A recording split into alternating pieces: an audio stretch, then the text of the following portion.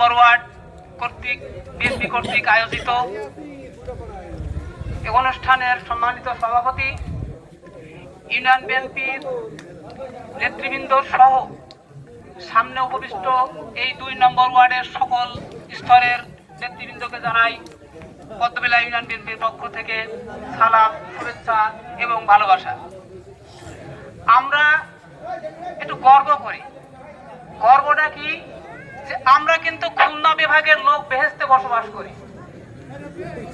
আমরা খুলনা, ভালো করে শুনবেন, কিন্তু আমরা কিন্তু খুলনা বিভাগের লোক বেহেশতে বসবাস করি, যার জন্য আমাদের আর কোনো অভাব নেই, স্বভাব নেই, কোনো কিচ্ছু নেই।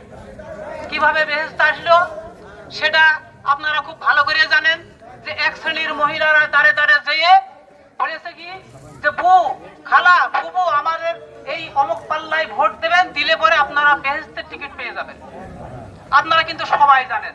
তো টিকিট যেহেতু কিনা হয়েছে, তাই আমরা সেই খুলনা বিভাগের লোক বেহেশতে বসবাস করি। চুয়াডাঙ্গা জেলাও সেই তাই। তো এই বেহেশতের বাইরে আমরা যারা আছি তারা আমরা বিএনপি করি।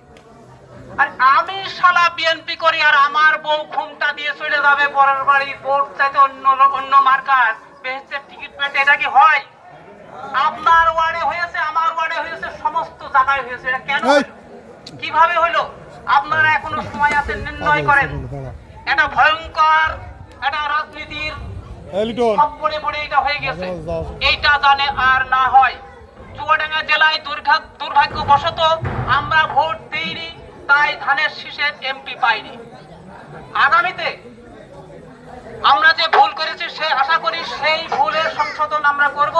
কারণ দীর্ঘদিনের সংগ্রামের রাজপথে যে নেতাটা ছিল জনাব শরীফুজ্জামান শরীফ ভাই, তাকে আমরা আমাদের ব্যর্থতার কারণে, আমি যদি বলি ২ নম্বর ওয়ার্ডের ব্যর্থতা ঠিক না, আমরা সমস্ত চুয়াডাঙ্গা জেলাবাসী, চুয়াডাঙ্গা উপজেলাবাসী, চুয়াডাঙ্গা ১ নম্বর আসনের যেসব মানুষগুলো আমরা বসবাস করি, তাদের সবারই বিএনপি কর্মীদের ব্যর্থতা। এই ব্যর্থতা ঢাকতে হলে আমাদেরকে সজাগ হতে হবে, সতর্ক হতে হবে। বেহেশতের টিকিট যাতে আমার বউ, আমার মা, আমার খালা কিনতে না পারে, সেদিকে নজর রাখতে হবে। তাহলে আমরা আস্তে আস্তে এগিয়ে যাব। আজকে আমি এই যখন জাতীয় সংসদ নির্বাচন শুরু হয়, তখন বুড়োপাড়ার গ্রামে রাতের অন্ধকারে আমি আর রতন এসেছিলাম। এসে এখানে যারা বিতাড়িত ছিল, এই গ্রামে যারা লাঞ্ছিত ছিল, তাদের বাড়ি বাড়ি যেয়ে গোপনে মিটিং করেছিলাম। তাদেরকে প্রতিশ্রুতি দিয়েছিলাম যে ভাই, আপনারা ভোটগুলো আমাদের ধানের শীষে দেবেন, আমরা আশা করি আপনাদের সুখ দুঃখে থাকবো।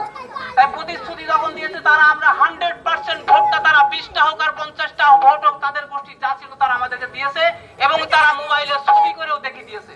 অতএব তাদের পাশে আমাদের থাকা প্রয়োজন, কি আপনারা মনে করেন না? তাহলে তাদের সুখ দুঃখ ভালোবাসা সমস্ত জায়গায় আমাদেরকে হাত দিতে হবে, সমস্ত জায়গায় তাদের পাশে আমাদের দাঁড়াতে হবে।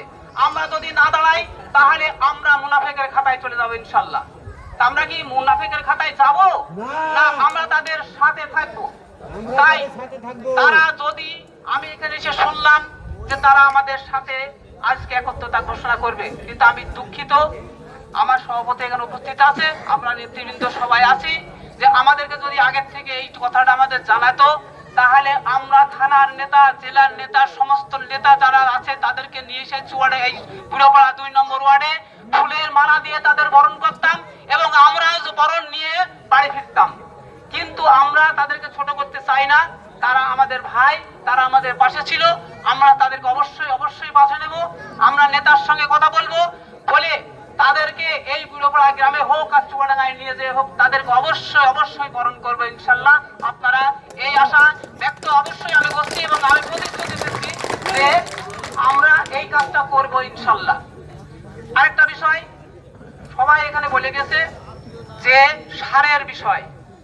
শোনেন, সারের বিষয়গুলো নিয়ে আন্দোলন করতে হলে পারে ডিসি সাহেবের কাছে অথবা ইউনো সাহেবের কাছে এই আন্দোলনগুলো করা প্রয়োজন, যে আমরা সার পাচ্ছি না। কিন্তু আমাদের বলার লোকটা কি? আমাদের একজন এমপি মহোদয় হয়েছে, ওনাকে আমি ছোট করতে চাই না, যেহেতু ওনাকে ভোটের মাধ্যমেই মানুষ এমপি বানিয়েছে। তাই ওনার কাছে অনুরোধ রাখবো তাদের নেতৃবৃন্দকে দিয়ে, যে আপনিও এই চুয়াডাঙ্গা জেলার, এখন এই চুয়াডাঙ্গা ১ নম্বর আসনের অভিভাবক, তাই আপনাকেও এই আন্দোলনে শরীক হতে হবে, এবং আপনাকেও সার করে চিৎকার করতে হবে সংসদে দাঁড়িয়ে। যদি না পারেন, তাহলে জনগণের কাছে জবাব দিয়ে আপনাকেই করতে হবে।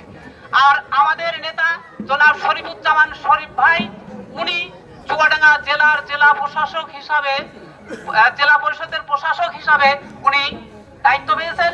ওনাকে আমরা এই পদ্মবিলা ইউনিয়নের বাসীর পক্ষ থেকে ধন্যবাদ জানাই। উনি এখন আমাদেরকে মেসেজ দিয়েছে যে ছোটখাটো যেগুলো বিষয় আছে, রাস্তাঘাট, মসজিদ, মাদ্রাসা, গোরস্থান ইত্যাদি, সেই সব জায়গাগুলোর দরখাস্ত আপনারা দেবেন পর্যায়ক্রমে। একবারে তো সম্ভব নয়, পর্যায়ক্রমে উনি ওনার সামর্থ্য মতো চেষ্টা করবেন সেই সব জায়গায় ওনার যে কিঞ্চিত বরাদ্দ আসে, যতটুকুই আসে সেখান থেকে ভাগ ভাগ করে দেওয়ার জন্য। কারণ চুয়াডাঙ্গার সব জায়গায় তো দিতে হবে, ওনার আসনের সব জায়গাতেই দিতে হবে। তাই উনি জেলার প্রশাসক, উনি কিন্তু শুধু চুয়াডাঙ্গা 1 নম্বর সিটের প্রশাসক নয়, উনি সমগ্র জেলার প্রশাসক। তাই আমি আপনাদের কাছে আহ্বান করব যে আপনারা সার যদি না পান, আপনারা একত্রিত হবেন, পদ্মবিলা ইউনিয়নের নেতারা আপনাদের সাথে থাকবে, আপনারা আন্দোলন করবেন, সংগ্রাম করবেন, সেই রাস্তায় দাঁড়িয়ে মানববন্ধন করবেন, আমরা আপনাদের সাথে যোগ দেব।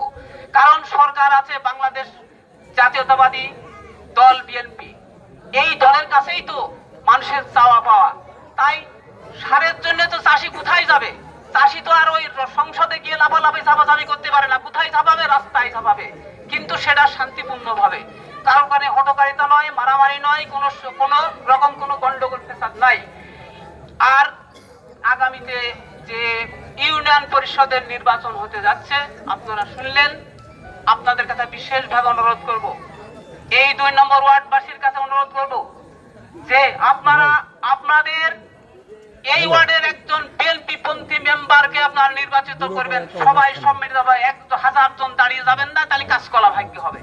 একজন দাঁড়াবেন, ইনশাল্লাহ আপনারা চণ্ডীপুর বুড়াবাড়ার থেকে যদি একজন সমন্বয় করে দাঁড়ান, আপনারা অবশ্যই অবশ্যই সেই মেম্বারকে পাশ করাতে পারবেন। আর চেয়ারম্যান হলো একটা গুরুত্বপূর্ণ বিষয়। এটা ইউনিয়নের চেয়ারম্যান মানে কিন্তু 3য় শ্রেণীর ম্যাজিস্ট্রেট, তার এটা সুপ্রিম পাওয়ার আছে, সেই পাওয়ারের বলে সে অনেক কিছু করতে পারে।